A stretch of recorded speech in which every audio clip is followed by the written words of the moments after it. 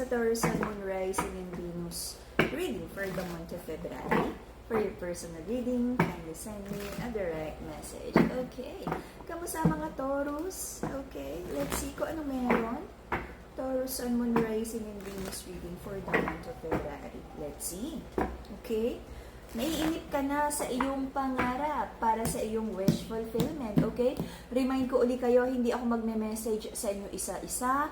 Kung may mga nagme-message dyan, paki-block, isa lang po yung account natin. And isa lang yung fina-follow, yun yung palatandaan ng legit account. Isa lang yung fina-follow natin, which is yung kay Angeles 11, okay? Taurus, what's this? May isang love connection that feels so strong para sa'yo. Nakikita mo naman siya na long term, but very challenging yung energy, ang shaky. Ang daming hindi pagkakasunduan, at maraming like baggages. I feel pareho kayo. Meron kayong mga emotional wounds from the past na hindi pa nalalet go. Doon nakikita nyo yung bawat isa sa futures, long term, but may blockage ng past hurt at past wounds para sa inyong dalawa, kaya parang nagiging sobrang, what do you call that? Like, lahat na lang, no, tinignan mo about, which is, at some point, tama naman, na parang pag-aralan mo muna yung ugali ng tao, but dito parang masyadong, very strong kasi ang word na paranoid eh. But, parang, mas tinitignan mo yung mga hindi magandang qualities ng person. Okay, find the balance, okay? Kasi minsan, you're looking at through the lens of your hurtful past. Okay, parang dusty, masyado kang nasaktan, maraming gasgas yung lens, and you're looking at this current connection through the lens of like a hurtful situation in the past. You get what I'm trying to say? Na parang, shocks, ginawa to ng ex ko. Ay, hindi na naman nag-reply, may kausap to, gantong-ganto yung ex ko dati. Alam mo yung mga ganong feeling. So, find the balance, okay?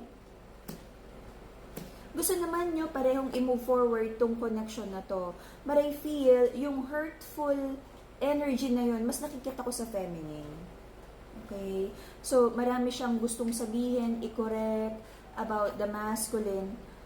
Kasi natatakot lang siyang masaktan. Okay, masculine, if you're listening to this, ganun lang yung feminine kasi na-hurt siyang masaktan at willing naman kayong i-move forward tong connection na to.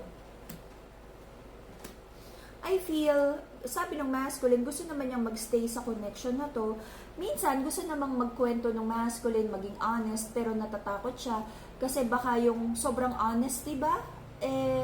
Like, mali yung pagkaka-filter ng feminine ay mag-away na naman. Kaya parang mayroong mga gusto sanang ikwento, sabihin yung masculine, pero sabi niya, wag na nga lang. Na, kumbaga lumalabas as dishonesty. Minsan gusto naman niyang sabihin. Sabi niya, wag na nga, baka mag-away lang. Tapos biglang nalaman ng feminine. Sabi niya, kita mo, dishonest ka kasi hindi mo sinabi sa akin. Okay? So, may ganong klaseng misunderstanding here. Okay? So, meron ditong energy of hurt, disappointment, mga plano. Okay? Meron ding mga planong hindi natuloy. So, ayusin na lang to kung kaya pang ayusin. There's a feeling of betrayal kasi may mga ugali din, pareho kayo, na kailangan pang like pag-aralan how to meet each other halfway. Okay? I don't know if someone here is parang workaholic and someone feels like wala nang panahon sa kanya. Pero, again, this is an energy of misunderstanding. Sabi nung isa dito, kaya lang naman siya nag-work kasi may hinahabol siyang like financial stability. But someone feels betrayed na parang minsan, I don't know, kung mag-asawa, like magkasama sa bahay, pag uwi sa bahay, ni 30 minutes na magkausap, wala na kasi pagod na, wala nang time. And that feels like a betrayal for the other person.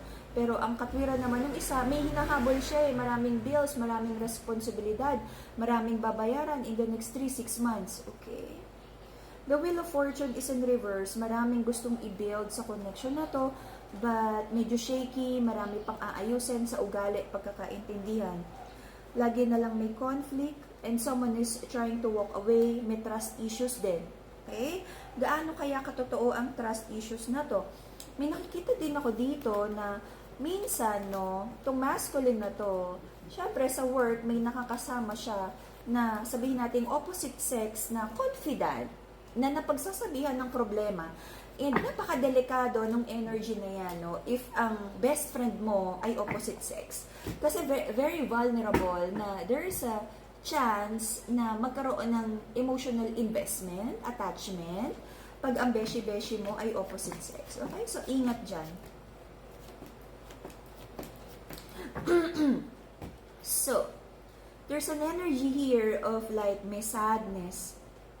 Kung may batang involved sa connection na to, maaring naapektuhan ng bata or kinukonsider nyo na kailangan magkasundo kayo because of bata. Marami kayong pinaplano to make parang magkaroon ng harvest time, magkaroon ng like maayos na financial stability. But recent past, I feel merong malaking disconnect kasi meron ulit mga bagay na kailangan pag-usapan pero sabi ng mga Taurus, parang gusto mong tumahimik na lang muna para wag na lang ding mag-away. Broken heart, disappointment, trust issues na pinag-aawayan, pera na parang hindi rin transparent sa pera kaya mas lumalaki ang trust issues. Okay, what's happening? Marami daw lihim, sikreto sa pagsasama na to. Meron bang ibang ine-entertain? Bakit daw hindi open sa pera? Meron bang third party ba dito? At bakit hindi kayang maging honest sa pera? Na nagdadala ng confusion sa pagsasama na to. And I feel, no, kung halimbawa, no, parang may trust issues eh. And kung kanina may trust issues, may isang person dito, yung isang partner, na naghahanap siya ng ebidensya. At alam mo yung analogy na parang pag may trust issues na, hahanapan mo yung person mo ng proof na talagang nagloloko siya, na talagang nagsisinungaling siya, at kahanap mo ng proof, kahit hindi naman talaga, nagkakaroon ng conclusion because may hinahanap ka, something like that. So, be careful with that, okay? May prayers and manifestations na maayos na yung priorities. Ano ba yung uunahin?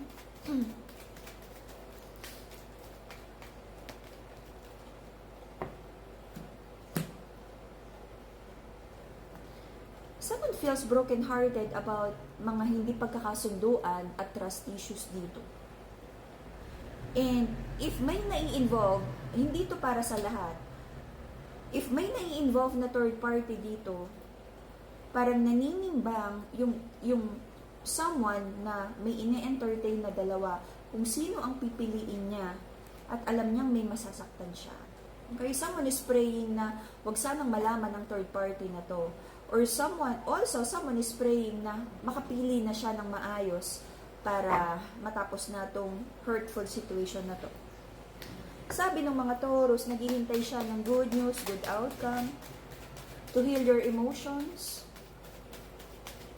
to heal your heart chakra, Madagascar rose quartz, the pink crystal, okay? Mental clarity, amethyst, connection with the divine amethyst, okay? Ito yung pink crystal. Sabi ng mga Taurus, naghihintay siya ng good news or message from the person at habang naghihintay, nagkakaroon ng overthinking. Hindi pa naman nag-move forward ang person ng mga Taurus. They feel stuck din sa connection na to. Someone feels betrayed. Sobra-sobra daw yung betrayal. At parang sabi ng feminine, gusto muna niyang wag bigyan ng halaga para lang to protect muna yung emotions niya. May fear and doubt sa connection na to kung maaayos pa. Magkakaroon pa ba ng healing? Someone is praying for wisdom, katotohanan, ma-reveal ang totoo. Okay? Na magkaroon ng light kung ano yung mga bagay na itinatago sa relationship na to. Until the end of April, magkakaroon ng pag-uusap. But the energy to commit will be atras abante. Because the masculine still Because the masculine still feels na parang hindi pa niya kayang mag-decide.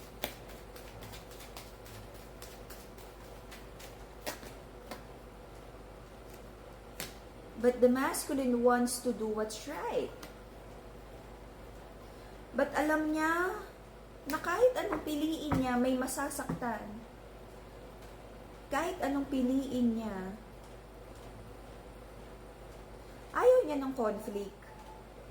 Pero imposibleng hindi magkaroon ng conflict kasi may aayusin masculine.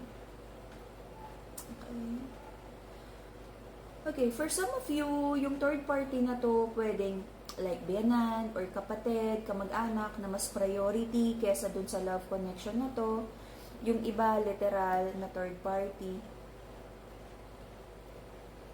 Yung iba, trabaho. Yung ibang energy na pinagkakaabalahan ng masculine. But for most, ay nakikita ko na yung masculine ay like namamangka sa dalawang ilog. At nag-iisip siya. He wants to make a decision sa third party na to kung ano at sinong pipiliin niya. At mapipilitan siya to have a conversation para mabigyan to ng clarity. But the energy of the masculine is so flaky, hot and cold, uncertain. Sabi niya kahit anong decision yung gawin niya parang may masasaktan. Well, yes. It feels like parang gustong i-keep ng masculine both, pero syempre hindi pwede. Ayaw daw niya ng conflict. Hindi niya alam paano i-handle with the level of maturity na meron siya right now in terms of handling connections. Sabi niya sana matapos na yung burden at nag-iisip siya how to make things right, how to make things fair. Pero paano nga ba if talagang, may options, confusion. So, I don't feel na magkakaroon ng solusyon agad to kasi parang napaka-challenging ng situation for now. And I just pray na makagawa na ng, magkaroon na ng clarity and peace sa situation na to kasi hindi ito madali. Masakit tong situation na to for most of you na nandito. Okay? Again, hindi ito para sa lahat. This reading, yung mga reading natin ay para sa mga this love reading ay para sa mga may problema sa relationship. So, I just, pag walang problema sa relationship, this is not for you. So, yun, I pray na magkaroon ng solution, mapag-usapan, maayos, magkaroon ng forgiveness ang situation na to because hindi ito madali. Right? And I hope na yung bonus reading natin maging mas okay na. Okay, Taurus? And itong reading na to ay like yung indecision, maaaring tumagal until mid-April, until the end of April. So, kung hanggang makakagawa na ng decision ng mas maaga, gawin na. Okay? And pray for guidance. Do what's best para matapos na yung conflict na to. Alright, Taurus, that will be the Taurus reading for the month of February. See you again in a few days for your... And then, for your crystals, PM nyo lang ako. Meron tayong mga promo discount if you buy bundle ng ating crystals. Okay? Bye-bye!